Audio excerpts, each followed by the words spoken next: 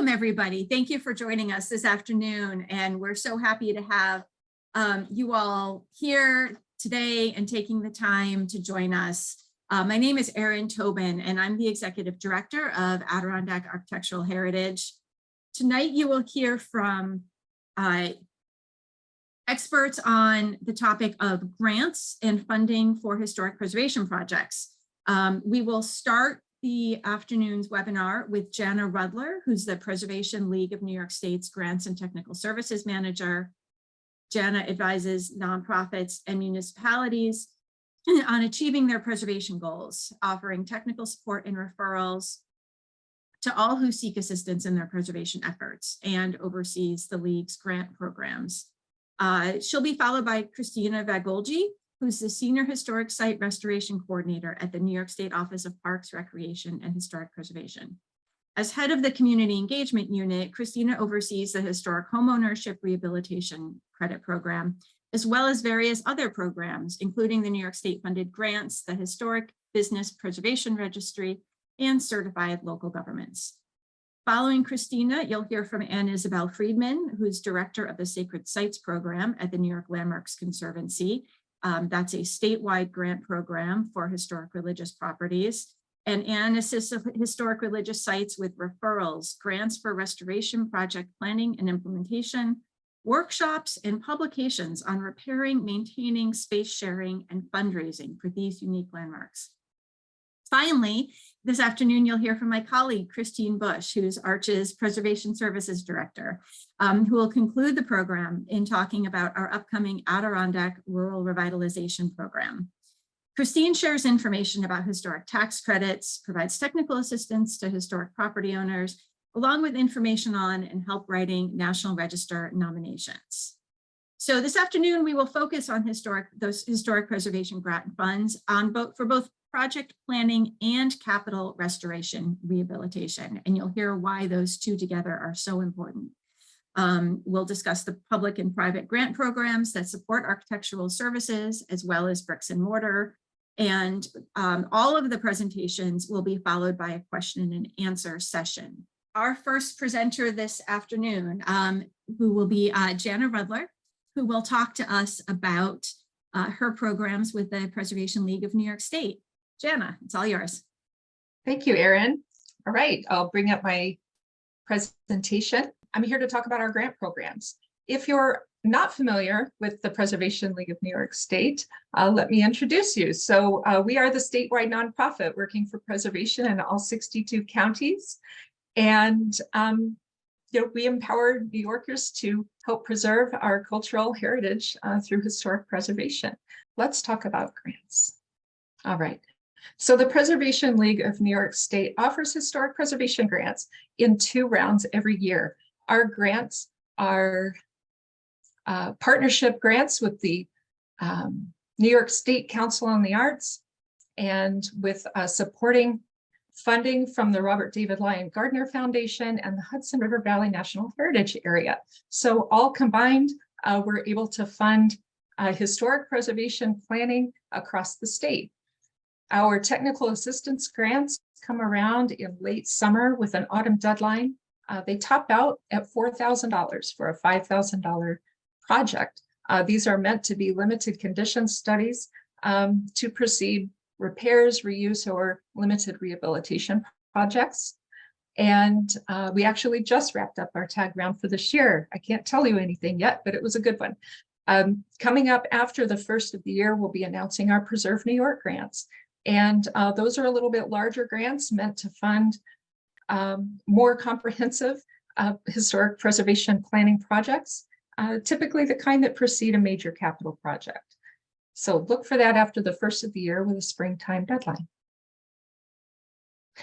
Our technical assistance grants fund a variety of preservation planning projects that focus on small, limited issues with your building. So we're looking at things like accessibility studies to make your building more accessible to the public, building condition surveys, looking at specific issues with your building. The Norwood House from the Science Museum of Long Island here on your screen actually got TAG grant last year for an accessibility study, and in 2020 for a building condition survey of their windows. Look at those windows. They have a ton of them, variety of sizes and conditions. So they were able to get a report that focused on each of the windows to show its existing condition, recommendations for its repair and rehabilitation, and cost estimates. So that's a pretty nice document to have on hand when they go to fundraise to rehabilitate their windows. And the same goes for their accessibility study. So it'll show their options for making their building more accessible to the public. Engineering and structural analyses are something else that we fund through TAG, and that looks at a specific structural issue with your building. It allows an expert to come in and assess your building structure. Typically, those are engineers or historic preservation architects.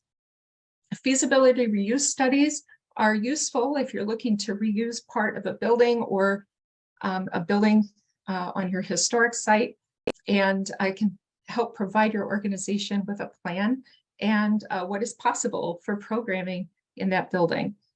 Specialized conservation studies. Now, this is kind of a tricky one because the specialized conservation study looks at what's needed to preserve a certain aspect of your building that needs expert eyes on it. So we have funded things like acoustic studies for buildings where the acoustics were terrible in a building that was intended to be used for performances and concerts. So they needed to know how they could remediate this acoustic problem without putting big ugly panels all over their historic buildings. So things like that typically fall under the specialized conservation study umbrella. And finally, mechanical, electrical, and plumbing analyses that can include fire suppression and HVAC studies. So if you're looking to make energy efficient upgrades to your building, whether it's a new heating system, if you want to explore the possibility of geothermal or solar for your building, this is the kind of study you need to get that started. So eligibility. I'm going to go over this for technical assistance grants and Preserve New York grants. Eligibility is limited to 501c3 nonprofits and municipalities. So units of local government, village, town, county governments that steward historic buildings that focus on the arts and culture. So this is a eligibility requirement that is specific to our technical assistance grants. The building in question needs to have an arts or cultural purpose, owned and utilized by an arts organization or by a municipality that makes the building available for arts purposes. The applicant must own the building or have a long-term lease. We're looking at a 6-year or longer lease. If you have one of those shorter leases, it has to have at least 6 years left on it. So long-term leases are essential for that. These awards top out at $4,000 for a $5,000 project. So these are meant to be limited condition studies, and your organization is required to provide a 20% cash match. An example of a recent technical assistance grant that we funded was for the Dorothy Reister House and Studio in Cazenovia, New York. You can see this house has a lot of different historic paint finishes. And the organization, Stone Quarry Hill Art Park, needed to know how to preserve these paint finishes, touch them up when necessary. They needed to make sure they were using the correct paints. And a specialized conservation study provided the paint analysis for this site. One of my very favorite TAG projects of all time is the Broodmare Barn in Montgomery County. The town of Amsterdam purchased this barn in 2006 to save it from development. So this was part of what was once a 1,000-acre thoroughbred breeding farm. And little by little, that farm has been overcome by development. In fact, strip malls flank this building. And finally, the town stepped in. They purchased the Broodmare Barn, and they wish to reuse it for community programs. So they came to us for a TAG grant last year for an engineering and structural analysis of this building. That analysis has been completed And literally just yesterday, I read in the newspaper that they received $150,000 in ARPA funds for the stabilization of the Bridmere barn. So these are federal funds meant to given to counties to be doled out for community development projects. So we're really excited to see how this project is moving along and how funding is flowing in for it. So last year we awarded technical assistance grants all across the state. 17 out of 33 of the applications we received were funded, so that's pretty good odds. Your odds of getting a technical assistance grant really depend on how much funding we have available and how many applications we receive. This year, we received 24 applications. I'm happy to say we'll be able to fund 19 of them, so not bad odds at all. 5 of the projects from last year fell in the Hudson River Valley National Heritage area and enjoyed funds from that program, and 3 projects were eligible for Robert David Lyon Gardner Foundation funds. So along with our NISCA funds, we were able to fund quite a bit. All right, Preserve New York Grants is the larger of our 2 grant programs. It's been around almost 30 years and has enjoyed the support of the Robert David Lyon Gardner Foundation.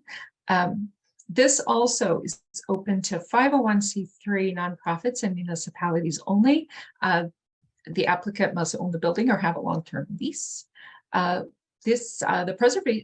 Preserve New York grants fund 4 specific project types. So technical assistance grants fund a variety of different kinds of projects. We have a little bit of flexibility in there for the kinds of projects that it funds. But Preserve New York funds 4 specific project types, and the amount of money we award is rather flexible. Usually tops out around $20,000. The typical grant award is between $5,000 and $14,000, and the applicant is required to come up with a 20% cash match for Preserve New York grants as well. One thing you'll notice is there is no arts or cultural requirement for the building for Preserve New York grants. That opens these grants to municipal buildings, such as the one in the picture. That's the Village of Lakewood's Village Hall, a really cool historic building. Actually, I have another picture of it later on. Even though it houses the Village Museum in the basement, that's part of why they want to rehabilitate the building. The building does not have an arts or cultural focus. Therefore, it was a good fit for Preserve New York, but not so much for TAG. So the 4 project types that we fund through Preserve New York are historic structure reports, cultural landscape reports, building condition reports, and cultural resource surveys. So I want to talk a little bit about each one of those so that you know what they are. The Village of Lakewood received a PNY grant this year for the historic structure report of their historic village hall. And a historic structure report is a comprehensive conditions report of the building combined with historic research about the architectural history of the building. It can be anything from buildings, if you have a building that was built onto, or it had a wing demolished at one time, or the roof line has changed. A historic structure report can show you the history of those changes to the building. It also shows you the history of the building's uses and occupants and owners. So this is particularly useful for buildings that are interpreted to the public, such as historic house museums, but it can be useful too if your building has a complex or convoluted building history. So if you want to understand how your building was built over time, then a historic structure report can help. Now, all of these kinds of projects funded through Preserve New York are intended to precede major capital projects. So they're looking at a rehabilitation of this building. They want to make sure that everything they do is in keeping with the historic nature of their building. Building condition report is, they're similar to historic structure reports, except that without that historic background. Historic structure reports can be rather expensive because of the time that it takes to do the historic research. But if you have a building that is fairly straightforward and you just want a condition report on it, then the building condition report is the right thing for you. Now, the Gowanda's Historic Hollywood Theater has received a number of grants from us over the years for their theater, which you see on the left there. But the building in the foreground, they acquired to be a support space for their theater, and they would like to use it as such. It's a big open bank building. They received a TAG grant from us a couple of years ago for an accessibility study. And on the right side, you'll see the result of that. They went ahead and installed an ADA compliant ramp and entrance. They started their rehabilitation with accessibility. I'm impressed with that. And they're off to a good start here. So this year's Preserve New York grant will help them move forward with the rehabilitation of that building. Cultural landscape reports are kind of like historic structure reports, except they focus on the landscape rather than on the building itself. The Helderberg Workshop in Albany County received a Preserve New York grant from us this year for a cultural landscape report of their historic site. And we'll talk about a different one in a moment. I have lots of examples. So, and finally, cultural resource surveys are another thing we fund through Preserve New York. Philmont Beautification in Columbia County has received a couple of grants from us over the years to fund cultural resource surveys. And typically what this is it's an inventory of the historic resources in an area. It can either focus on the historic downtown or residential areas, or it can be village-wide, focus on a certain neighborhood. But here they've been looking at their whole village with an eye toward getting a National Register Historic District listed. So this grant this year was to fund that National Register Historic District nomination. So they have come around from a simple reconnaissance survey right up to National Register nomination with a Preserve New York grant. So this year, we made several awards across the state. As you can see, 22 out of 48 of the applications we received resulted in grants, so not too bad, almost half. One of our projects this year enjoyed Robert David Lyon Gardner Foundation funds. They're on Long Island. Now, you might be thinking about historic preservation planning grants and what that gives you. What it gives you is a report. It gives you a document that you can use as a planning document for your building to help plan long-term maintenance and rehabilitation for your building. But what it also gives you is leverage for more funding. So late last year, you might remember that Governor Hochul announced the REDC grants. These are the Regional Economic Development Council grants. They're made through the consolidated funding application every year. And when I was reading the list of grantees, I noticed that some of them sounded really familiar. And that's because out of last year's grantees, 15 of them had received prior support from the Preservation League, whether through our grant programs, through our 7 to Save program that shines a light on endangered properties and brings enhanced technical assistance to them, or other league programs. And for every $1 that we gave in grant funding to these 15 projects, they received $13 in state money. That's $6.7 million in leveraged state funds for their projects. So this is pretty exciting stuff. And one of my favorite stories is of the Ten Brook Mansion. The Albany County Historical Association manages this historic site. And back in 2015, they started out with a TAG grant for a building condition survey, looking at a certain aspect of their building. And the consultant, the historic preservation architect who did that study, recommended a more comprehensive study of their building to give them an idea of its long-term maintenance needs and to focus on some of the issues that they were seeing outside of the scope of that limited condition survey. One of the things they wanted to address were drainage issues around the edge of the building and how to reinterpret the interior spaces of this historic house museum to include stories that were previously not being told.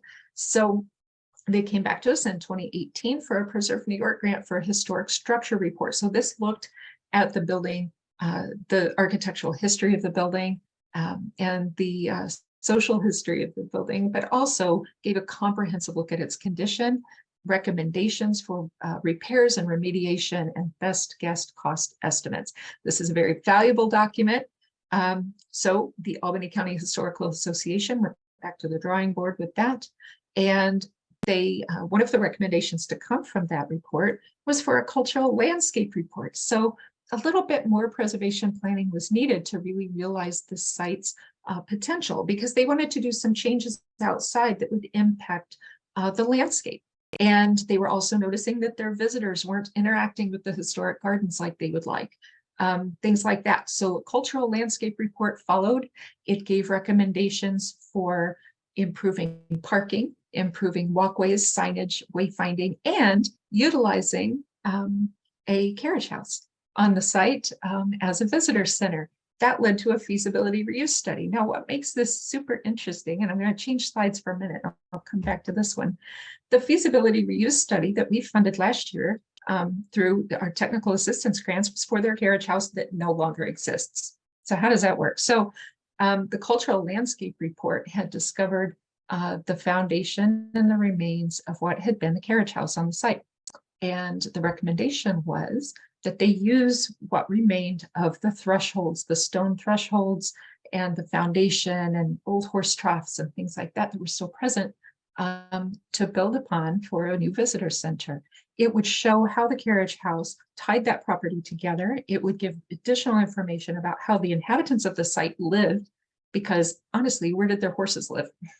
They lived here. So, and it would give an opportunity for a new visitor center with ADA compliant restrooms, a ticket counter, all the things that that historic site needed to improve its visitor experience, improve its parking, improve accessibility to the site. Fire engines can't even reach that building if it's on fire, so they needed to do something. So a feasibility reuse study showed how feasible that plan really is. The REDC agreed that there was a great plan, and they granted Albany County Historical Association $283,000 to start implementing this plan. How exciting is that? So a series of fairly small historic preservation planning grants led to a pretty sizable grant award from the state. And that's not the only grant that they've gotten. The money is rolling in for this project. So we're really proud to be a part of this project story. You can read more success stories just like this on our blog, on our website, about leveraging more grants with your historic preservation planning grants. So I hope you can check that out on our website at preservenys.org. And I hope I haven't taken up too much time. Applying for Preservation League grants is super easy. It's an online process. We've been using an online portal for the last couple of years, and it's pretty easy. Read the guidelines, fill out the application, talk to your consultant of choice. We have a list of consultants if you need help finding one. Take lots of photos of your building and submit your application on time. I'm always available to ask or to answer questions about our grants. I'm very proud to present them to people. Please keep in touch with the Preservation League of New York State in all these ways. And thank you again for listening. Thank you so much, Janna. That was terrific. And I think the perfect introduction to talking about our some capital improvement grants and restoration and rehabilitation. So you teed that up perfectly for Christina, who will take the floor next. I'm Christina Vagvolgyi. I'm with the State Historic Preservation Office in the Community Engagement Unit. If people have been dealing with our office for a long time, it used to be just grants. Now we do a lot of other things, but those grant reviewers that's still part of this unit that I'm in. I'm here to talk about our agency's Environmental Protection Fund grants. Environmental Protection Fund grants, it's through the law that's set up. A certain amount of funding goes each year. This year, I believe it was $26 million that was set aside for OPRHP funded grants through the program. In the most recent cycle that just closed in July, and the announcements hopefully will be coming soon. In 2021, our OPRHP grants were more than $23 million across 63 different projects. So that was a lot of different preservation projects. Each year there's a few like earmarks from the main amount, but mostly the funds are awarded through the competitive process with the consolidated funding applications. OPRHP grants, they're for projects involving parks, properties, heritage areas.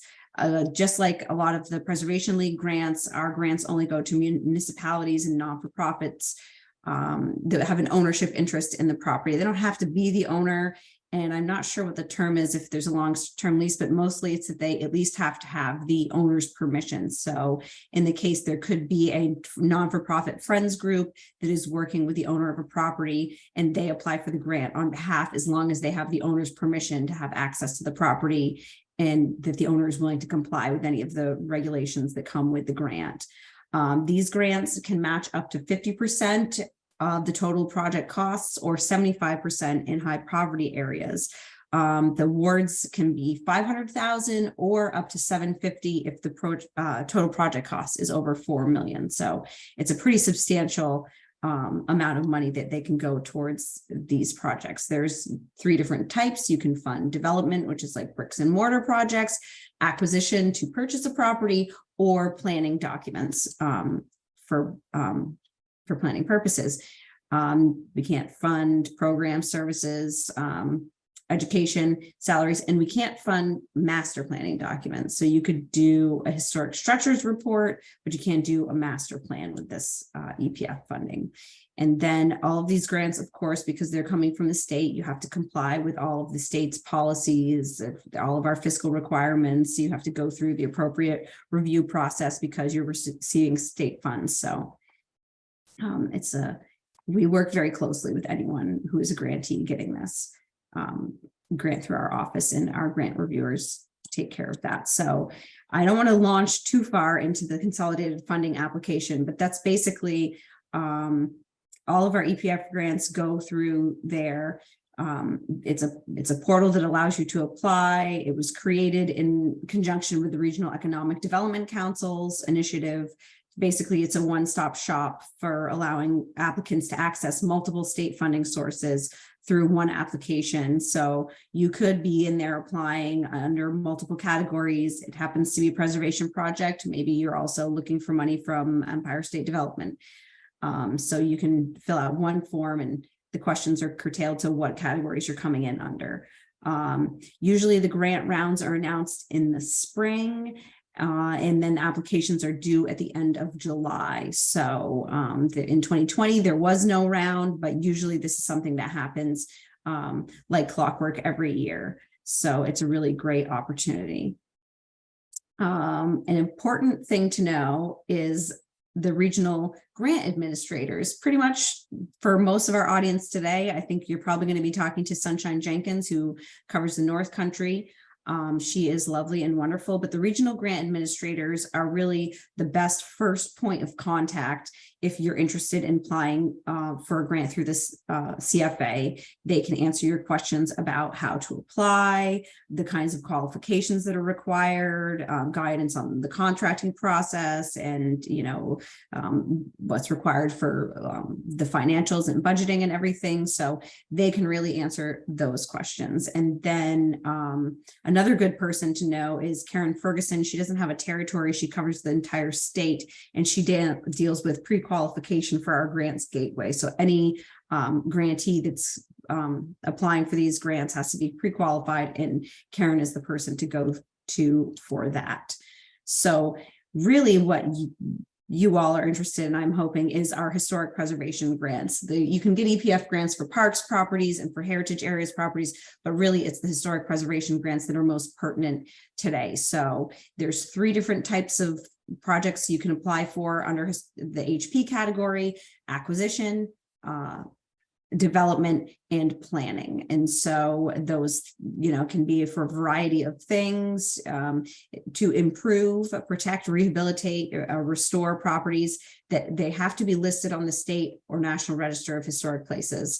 And then also those planning documents like structural assessments, but just not the master plans.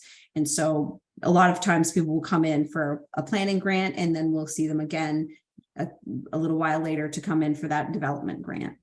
I did mention national register listing is required. They don't have to be on the national register. They can just be on the state register, but they should be either listed at the time that the application comes in, or if you happen to be submitting early for that July deadline, they have to be the nominations have to be going before the state review board, either at the June or September meeting of that year in which you're applying.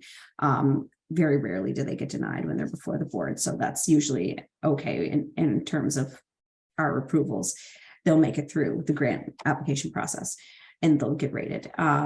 If you're unsure if a property is listed, you can reach out to your regional assigned grant person. If you want to get a property listed in advance of applying for a grant, just, it can take 6 to 9 months. So that's something to be getting into the works early if you are planning on applying for one of these grants. So any work that we're funding has to meet the Secretary of Interior standards for either preservation, rehabilitation, or restoration. It depends on, what you're doing, which set of standards we would use. We cannot, you cannot fund, oh no, that's next. I don't want to get into that. I'm skipping ahead of myself, but I don't want to get into all of the standards here, but obviously there are different sets of standards depending on what you're doing. Preservation standards are used when you're just doing like stabilization or ongoing maintenance and repair. The rehabilitation standards are best when there's going to be a new use in the building. So you're having to, make some modifications to the existing building fabric, but doing so appropriately. And then restoration is really the key there is so like you're picking a moment in time to be accurate too. So maybe you're actually removing some things to get back to that, that place in time. Those are the sets of standards that we use. If you're coming in for something else, maybe HP is not the best category. Also, it says at the bottom, the expense of packing and storing and furnishing collections and such is allowed if it's facilitating the work of the project. But generally, it's just best to think like if the work meets the standards, yes, it's possible we could fund it. We cannot fund work that does not meet the standards or contemporary additions unless they are providing universal access. So if you're building on a stair tower with an elevator in it, that is okay. You could come in under the HP category, but if it's going to be like a multi-use addition for office space and whatnot, it would not be able to be funded under the HP category. So these are the important people to know in our office. Myself, Fran, and Molly. Oh, it doesn't say our names on here. Oh, they're tiny and color coded. But anyway, we are the 3 Division for Historic Preservation reviewers. So we work very closely with the regional grant administrators. We there aren't as many of us. We cover multiple regions. They're also determined by the regional economic development councils. They follow those boundaries. So Fran is not able to be presenting here today, but she is going to be the person that anyone mostly in the Adirondacks is going to come to, unless you're maybe in like the top of Herkimer County, in which case it would be me. We both rate the incoming applications and then do all of the technical reviews once a project is awarded. So that's reviewing the project drawings and specifications, and the request for payments and the closeout report, making sure that everything was done per the standards and per our approvals. There is grant selection criteria for the historic preservation grant. So there's certain questions on the CFA application that everyone has to answer. Then there's questions that pertain particularly to the historic preservation grants.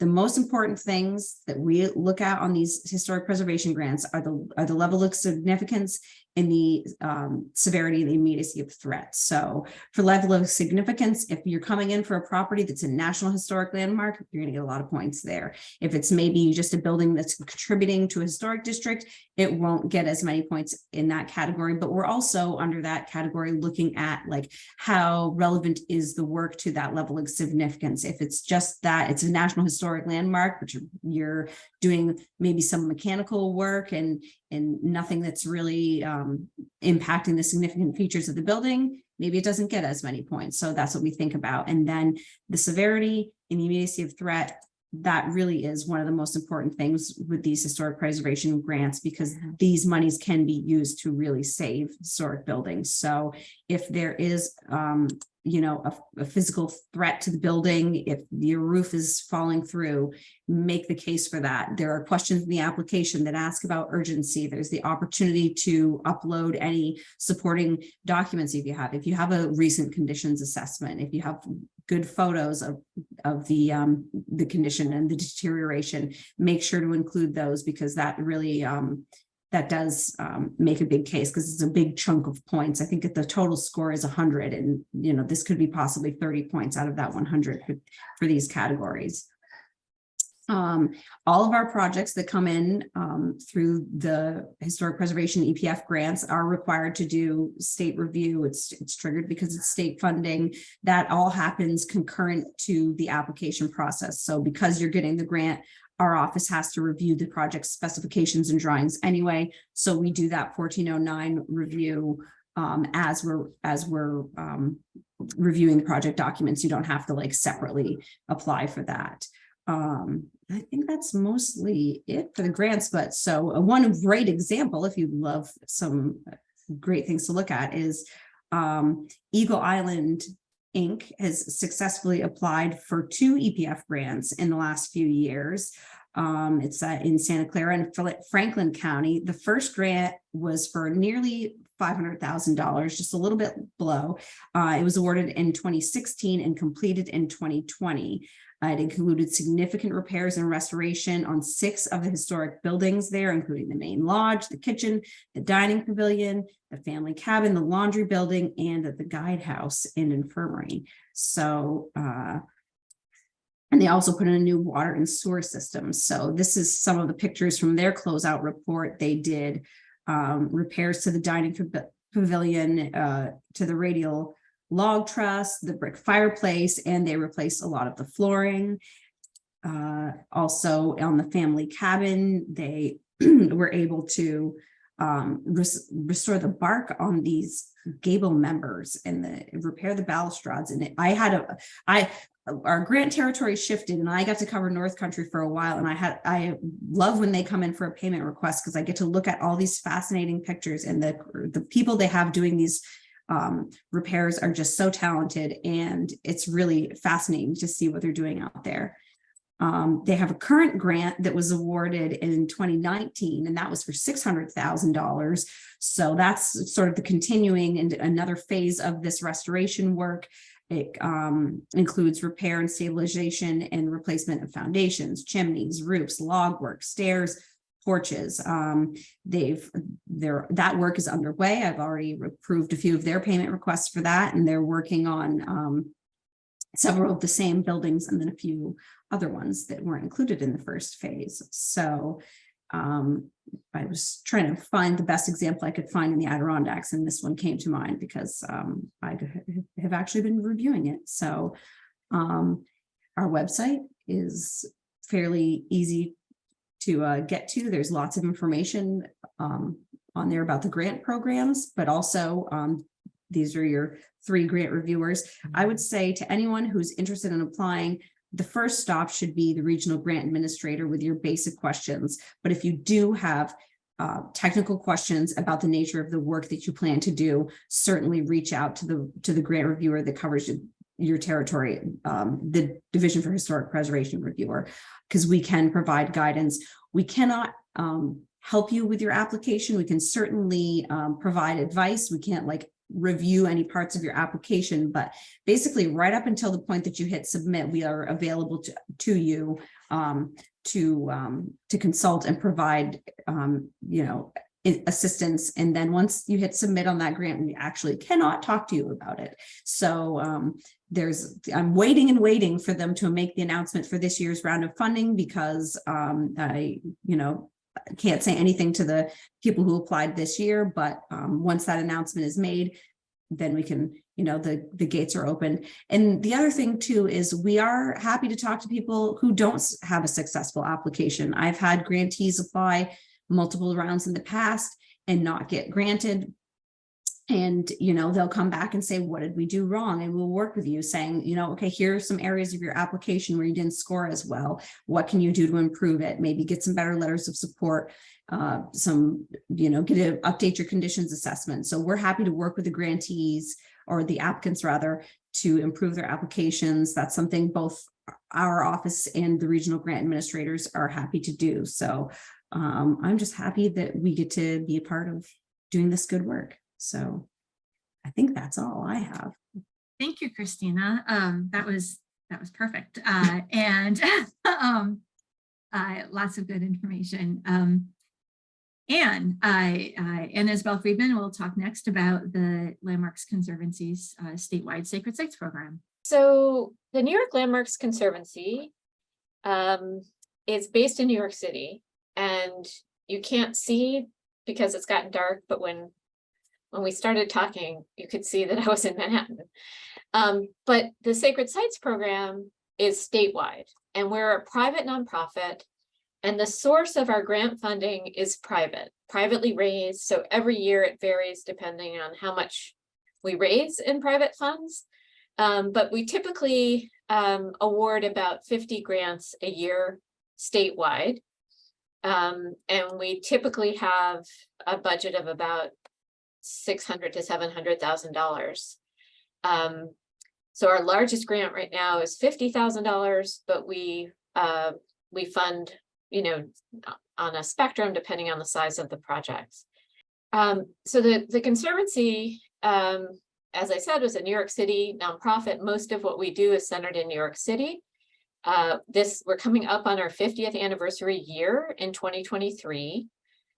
So we advocate for landmark designation and for landmarks in New York City. We have a revolving loan fund for New York City landmarks.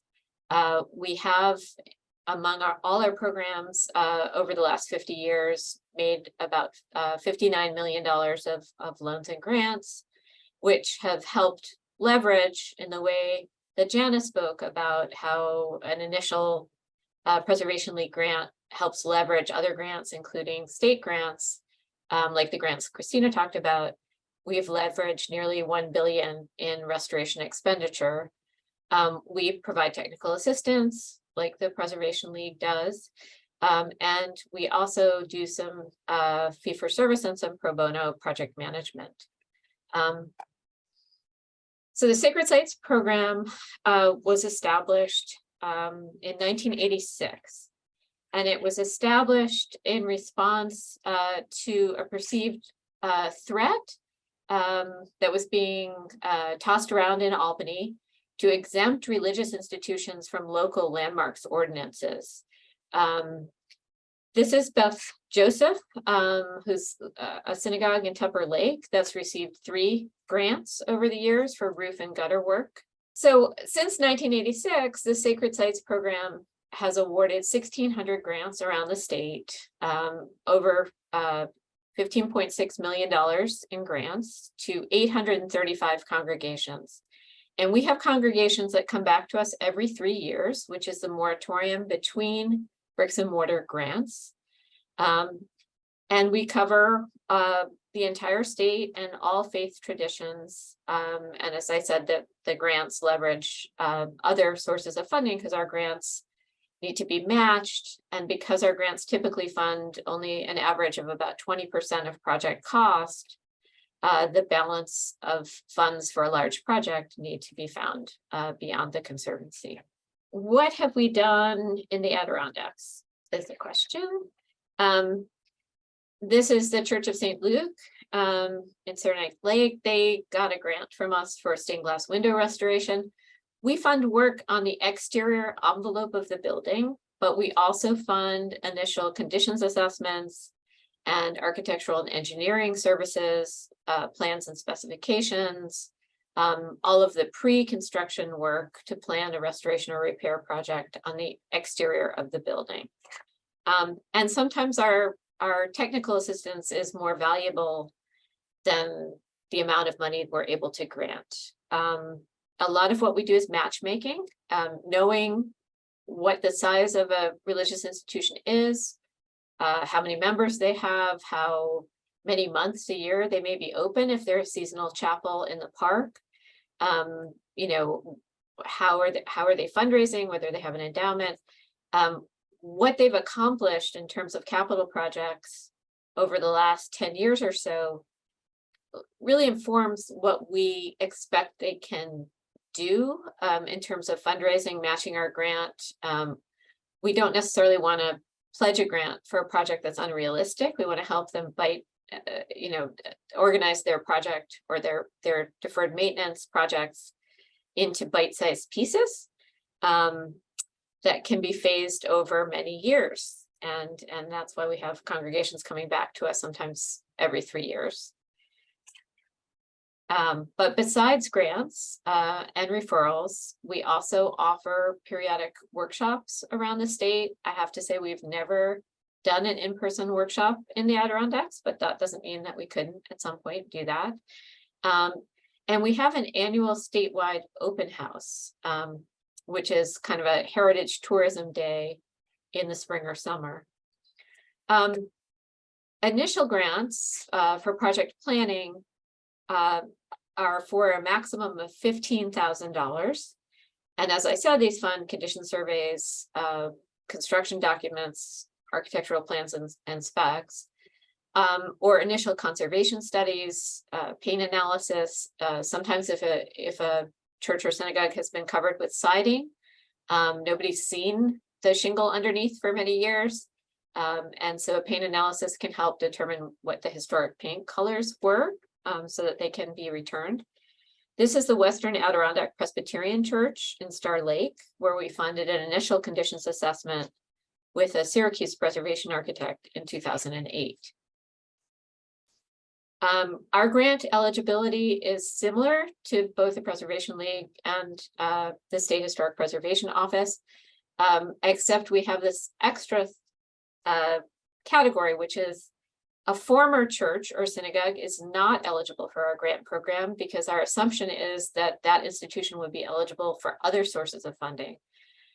Because this program was established as a carrot for the preservation of historic religious properties, because we recognize that those are a special category of architecture worthy of support, and because it's difficult for religious institutions to access funding outside of their congregations, we focus our Sacred Sites grant program on properties still owned and in use as religious institutions. So it has to be actively used for worship. It has to be either listed on the National Register or designated as a historic landmark pursuant to a local landmarks ordinance, and preferably a CLG, a certified landmarks ordinance certified by the state, as having rules and regs and teeth to that ordinance. National Register listing has no regulatory implication, but it is a route to our funding. And because our grants are smaller and more readily available than the state EPF grant, the State Historic Preservation Office staff will often refer religious institutions to us, at least first, for initial grants, because applying for a $500,000 grant implies that you have $1 million project, and a lot of these institutions are not able to do $1 million worth of restoration at one go. We don't fund retroactively. Like the League, we have 2 grant rounds a year. But it's the same grant round each time, the same grant application form, and the same types of grants. It's just that we take in grant applications twice a year, in January and in June. And this year, our January grant application was bumped up to December because our grants officer is on sabbatical. As I said earlier, our matching grants typically fund at 20% of the project cost on average, but certainly can fund 50% of a project on the smaller end of the spectrum. If it's a very large $1 million project, with our grants topping out at $50,000, our percentage of that $1 million project is going to be pretty small. So that's why the average comes out at 20%. And as I said earlier, the grants range from about $1,000 to $50,000. At the larger end, 20,000 to 50,000, those are for what we consider major restoration projects, bricks and mortar projects. So those would be slate and copper roofs, steeple reconstruction, masonry, substantial masonry repair, or very substantial window restoration. And generally those projects are upwards of $100,000. And generally they would have an experienced preservation professional, an architect, an engineer, specializing in historic preservation, or a construction manager specializing in historic preservation, in addition to a skilled contractor. To match our grant and to find the balance of the funds needed to get a project done, a lot of our projects have capital campaigns, formal capital campaigns, often with an outside consultant to help the institution run that campaign. We ask applicants to consult with us early to see if the project they're applying for is eligible. We generally can't fund projects at the interior of historic churches, not because the interiors are not historic, but because they're not regulated and because we just don't have enough money. And we actually are funding a fairly large percentage ultimately of the applications that come in. Usually about 20 of 25 applications in any given grant round are funded, but often we will redirect the project during the course of our review from a project that might not be fundable to one that is fundable. So if a project comes in and it has a contractor proposal for a new roof that doesn't meet historic preservation standards, rather than just saying no, we would direct them to a preservation consultant and suggest that our initial grant might help fund the services of that architect or preservation consultant, and that they then can reapply in our subsequent grant round for a grant to actually replace the roof once they have good plans and specs and competitive bids from skilled contractors. So we're looking for well-defined projects. We're looking for good fundraising plans. And we like people to come into us and apply to us, not with zero of the money they need in hand, but some percentage of the money they're trying to raise in hand to show that within a year or so of applying, they'll be able to get the project off the ground. And this is our rubric for scoring. Christina showed the states, some of the states' evaluation criteria. These are all of our criteria. So we look at the significance of the building. We look at how active the building is as a community resource. Is it only open for worship once a week, or is it open throughout the week for community services or cultural services or educational services? And culturally, is it significant on beyond architectural significance? How severe, this is what Christina was talking about, you know, is the roof caving in? Is there a real structural emergency? Is it a skilled consultant who's planning this project or guiding this project? And then what's the capacity of the congregation to get the project done? And will our funds help the congregation raise additional funds because of the need to match our grant? Will they be able to raise more money with our funds? This is just an illustration. This is in Holland Patent.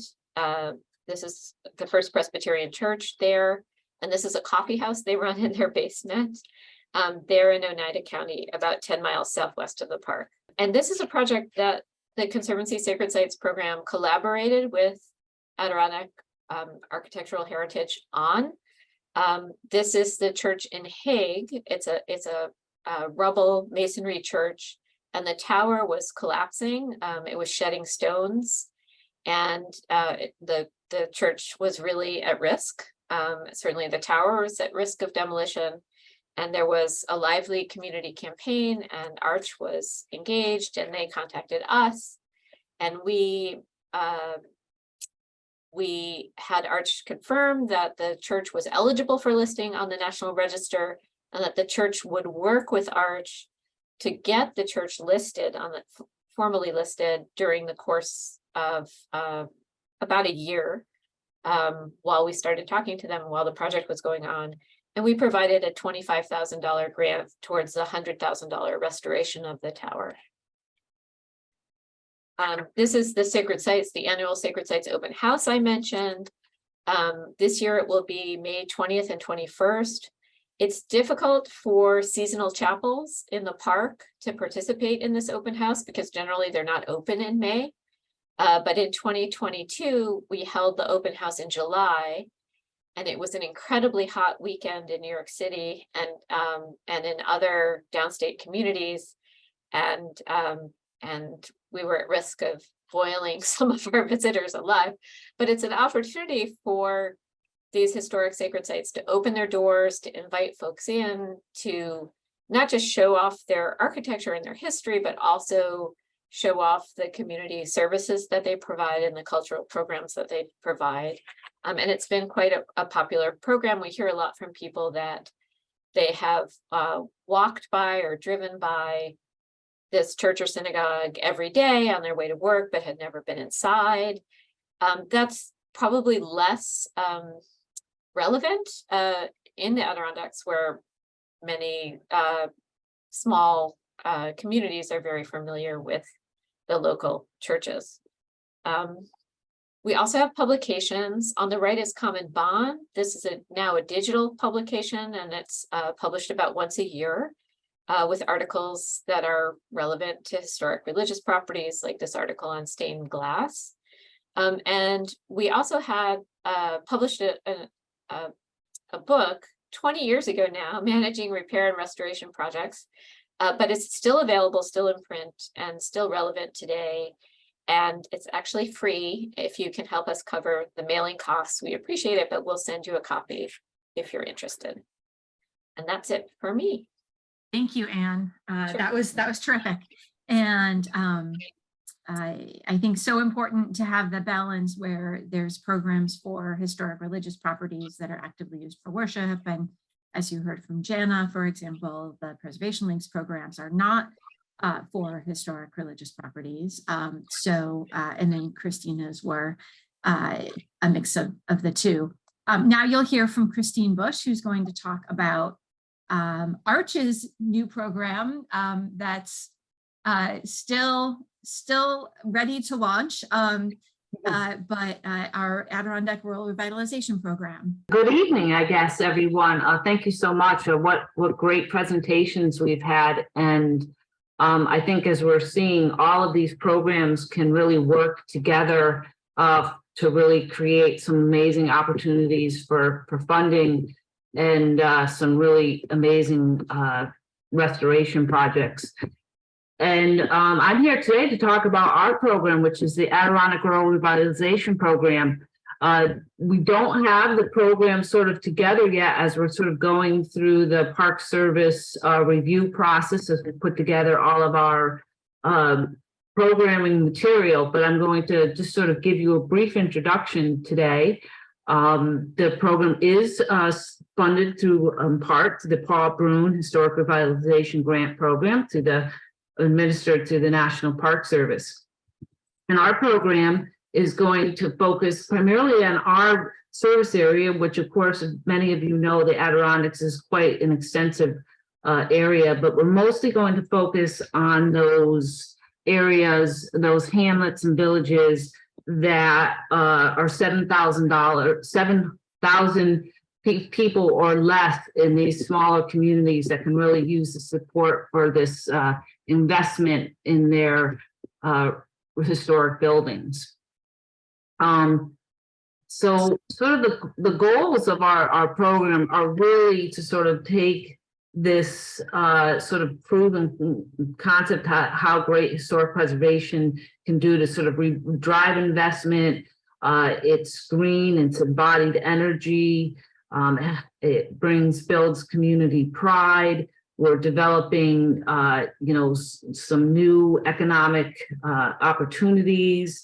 And we really want to sort of also sort of, as we've heard from our previous speakers, being listed on the National Register, either within a district or independently, has a lot of opportunities for some grant funding, as well as the other benefits that go along with National Register listing. And as we are developing our program eligibility for this program, that it will only be buildings that are listed on the National Register or eligible at the time that the application has been submitted. One of the things that we hope to do with the program is, as part of the funding, is be able to support financially the hiring of a consultant who can prepare these nominations and work with you and the Office of Parks, Recs, and Historic Preservation to sort of get these listings, or at least that preliminary determination, so you can move forward with the application process. And I think, as some of the other speakers have talked about, owning your building, it will be an important, or some lease agreements will be critical to the application process. We're really trying to encourage those projects that create public space. Can the public come in? Maybe it's a coffee shop, it's a community, a little small enterprise. Maybe it's arts, recreation, something that will really bring some value to your community in this restoration project. Your restorations, they must adhere to the Secretary of the Interior standards, which, we will work with you, in that review process to make sure as we go along that, what you're doing. One of the things that you might think about, as Jan is talking about, that maybe some of these, the TAG grant or the Preserve New York grant, some of these can be helpful in planning your projects and what you may or may not want to do. Some feasibility studies and things like that might be really important for moving forward with your project as they go forward and support, these things that help your community. And we, as the program itself, will support fund up to 75% of your project costs. Our maximum grants will be $100,000. They can certainly be less. Applicants will need to be able to demonstrate that 25% match contribution. We don't have a requirement thus far as what that match will be, but we will expect, you need to come up with some sort of funding to match that. We really want to incentivize people to use the federal tax credits or the New York State tax credits and some of the other programs that are out there. We're also going to would like to really promote agricultural buildings and their use in the community. And so there's a New York State barn rehabilitation program.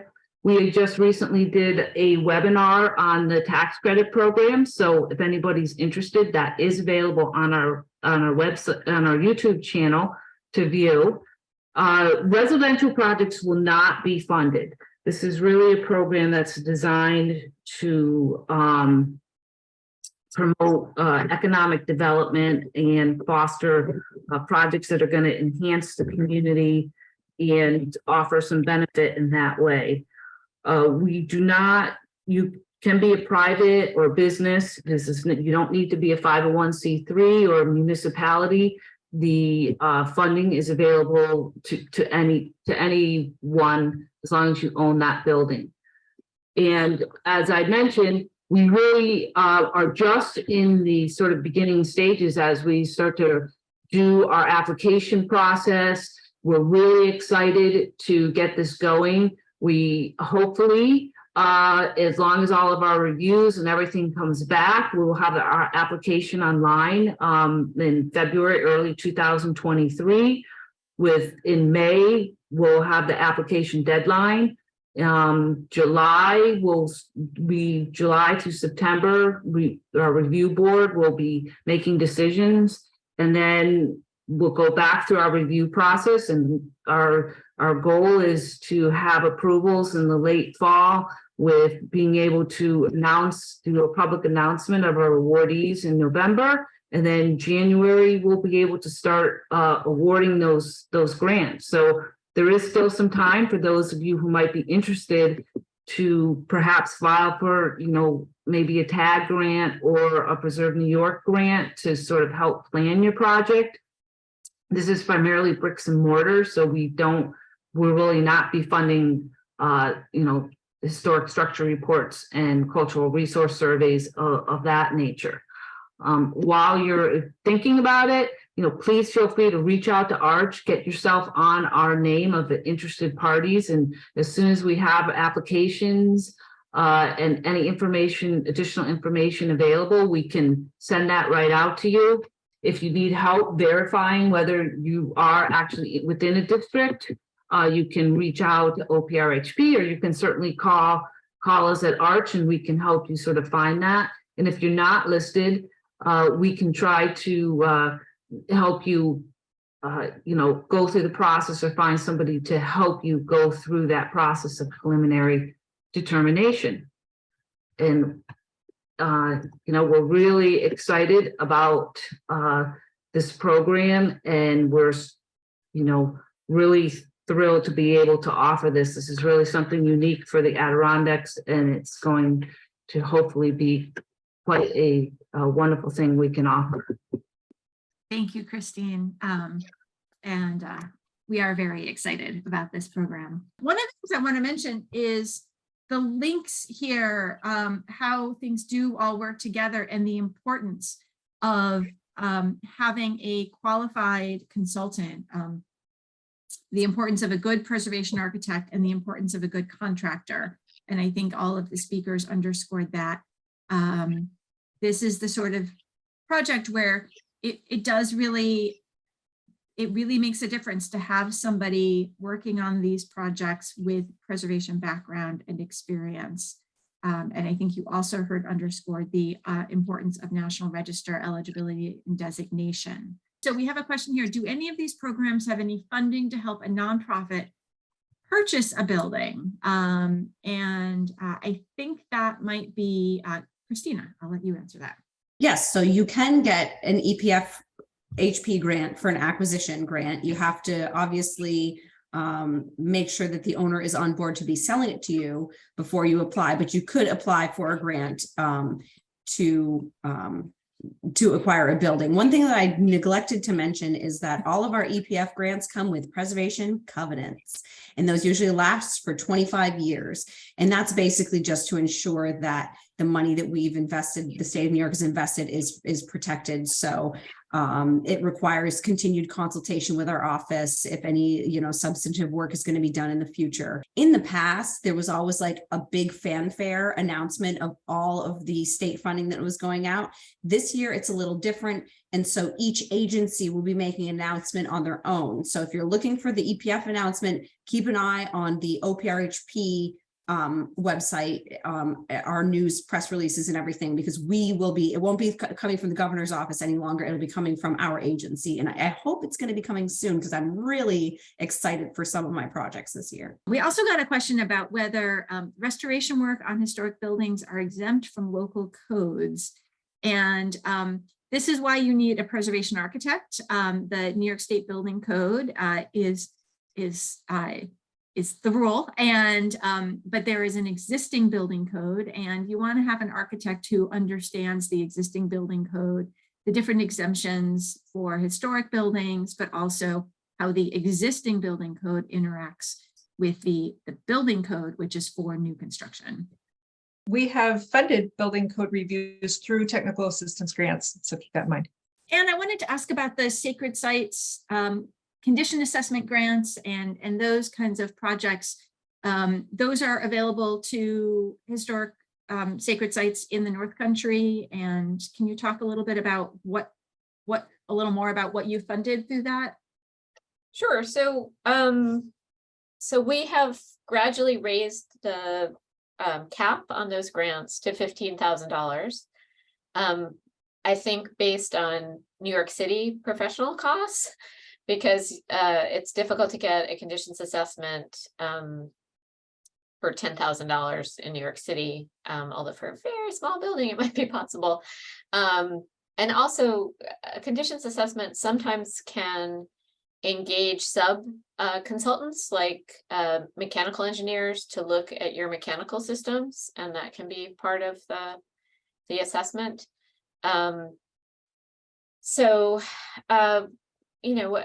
The idea would be to refer you, if you didn't already know of a consultant who is active in the North Country, and to consult with Janna for someone who might be working in your area. But there are a lot of Syracuse-based consultants that preservation architects that cover a lot of territory. So they would, we actually have an article, I guess, on our, that I can send you if you contact me, about what conditions assessments do.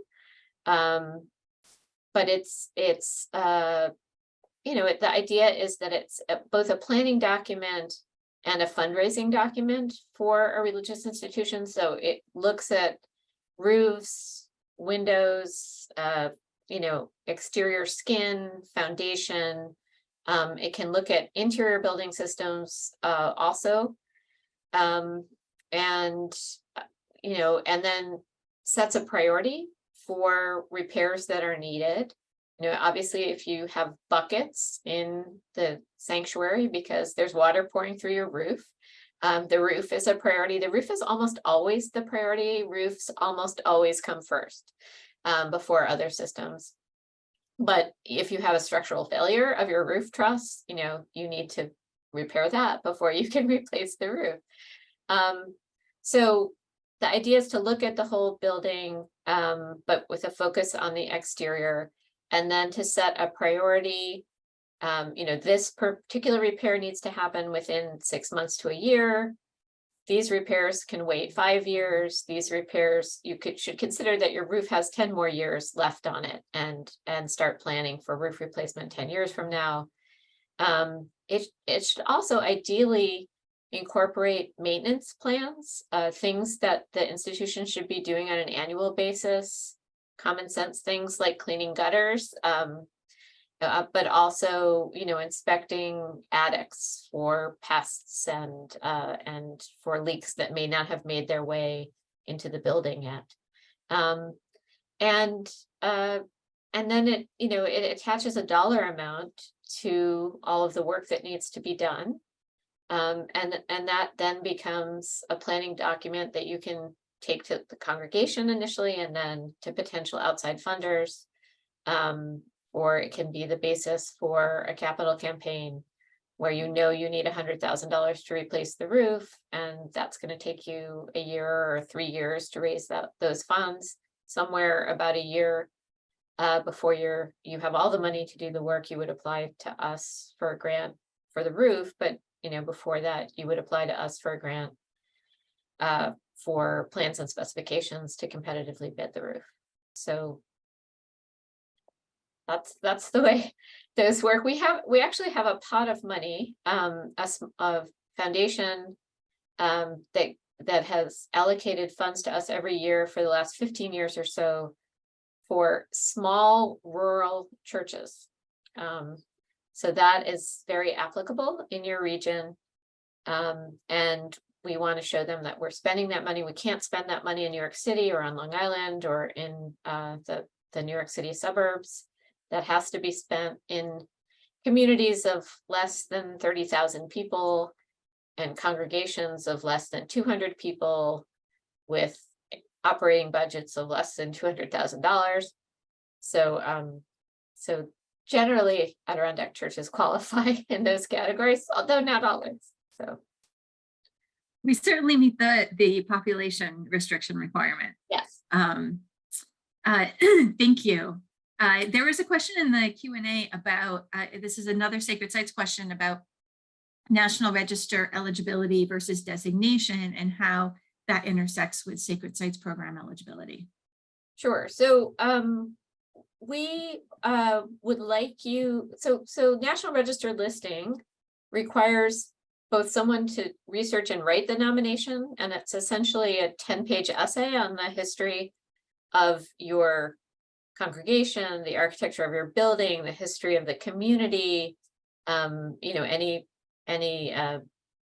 iterations that the building has gone through over the years, and specialized maps and photographs, historic photographs, current photographs. And the state no longer has the bandwidth to draft those. So you need to either hire a consultant to help you with that, or find a local historian who has the bandwidth to help you with that. We will consider an initial grant for a church or synagogue or temple or mosque that is preliminarily eligible for listing on the National Register. But to come back to us for a second grant, so we might fund a conditions assessment, but then you want a second grant for construction documents or for the repair. At that point, we expect you to have actively pursued the nomination. And it can take a year. You know, you need to get the nomination drafted, and it needs to be reviewed by the state, and it needs to be approved at the state's quarterly meetings. And you need to get in the queue to get on the list for the quarterly meetings. But we won't turn you away if you're not on the National Register. We consider, you know, our grants an incentive for you to pursue National Register listing. And we try to direct you to information that you can share with congregation leadership, with trustees, about what National Register listing is and is not. You know, if you're lucky enough to get one of Christina's grants, then there is a covenant agreement, as she said, that runs for 25 years. But normally there's no regulatory implication to National Register listing. So the expectation is that the building will be treated as a historic resource, and that work on the building would follow the Secretary of the Interior standards for historic preservation or rehabilitation. But you know, no one would stop you from painting your church purple. It just, you know, might at some point, if the intervention is great enough, be delisted from the state and national registers. So it's kind of a benign honorific status to be listed on the National Register, unless you're among the very, very lucky and few that are able to secure a substantial state grant. So it's something that we ask of you because it indicates kind of well, because it uncovers a lot of history that's important, because it's a great way of publicizing your history, but also it indicates kind of a respect for the building, even though it doesn't keep you ultimately from selling the building, or, you know, from the building ultimately to have a new use. And we recognize that many churches throughout New York State and throughout the country are closing, merging, consolidating, and in need of new uses. And the National Register listing can also be there should the building need to find a new use that would benefit from a tax credit rehabilitation. So it's something that we ask for, and it's something that's a benefit, and there's no downside ultimately for the congregation. Great. And I, you know, hopefully, I think many people in this webinar already appreciate the benefits of National Register listing, but hopefully the information here can help the people who are here tonight talk to their friends, to members of congregations, and share this information. And I think connecting it back to Janna's presentation on cultural resource surveys, because, you know, Janna, you talked about the TAG program and the reports, but you know, you'll have a round of Preserve New York that can fund cultural resource surveys, which could really go towards designating a district, and that could very much help. Say you have a village or a hamlet with multiple churches or churches and synagogues, having a historic district then opens up that eligibility. Absolutely. You know, it allows a church to be a contributing feature of that historic district, and therefore on the National Register. So it's a real benefit. And again, like Ann pointed out, there's no drawbacks to that. And, you know, people tend to get a little prickly when you talk about including their property in a historic district. But it's usually simply a result of misinformation. Once they learn what it really means, then they see that it's all carrot and and a net good for them. Right. I mean, the one exception that we do not publicize, but that that we would discuss with you is that if there's a denominational reason why a church or synagogue cannot provide owner consent for National Register listing, but it's preliminarily eligible, then we would consider that site eligible for our grant funding. There are several dioceses around the state that discourage or decline to provide owner consent for National Register listing to individual parishes. So that can be an obstacle, but we want to help those sites as well. That's very helpful. And again, in addition to the sacred sites funding, National Register designation provides eligibility for the Environmental Protection Fund grants and for our Adirondack Rural Revitalization Program. So it's sacred sites, but it's also these other grant funds, not to mention the historic tax credit. Again, we have a webinar posted on our YouTube channel all about the state and federal historic tax credit, which I highly recommend people checking out if you haven't already. Janna, do you have a timeline for the Preserve New York round in the spring at this point, or? I don't have exact dates yet, but we typically announce Preserve New York is oftentimes in conjunction with announcing our TAG grant awards. We usually fall sometime just after New Year's, and then the deadline will fall mid-March to mid-April. I'm leaning heavily toward mid-March. So, if you don't want to miss that, please sign up for our mailing list on our website and you'll receive word of that. And of course, our partners like AARCH, help share the word too. So as soon as you hear about it, fill out the pre-application. It's not available until we announce it though. So if you go to our website today, you would not get to fill out a pre-application quite yet. I guess another thing with the Sacred Sites grants is that we do make in-person site visits, or we like to. Adirondack chapels might consider applying in our June grant round for a summer site visit when the chapel is open. Thank you all for being here.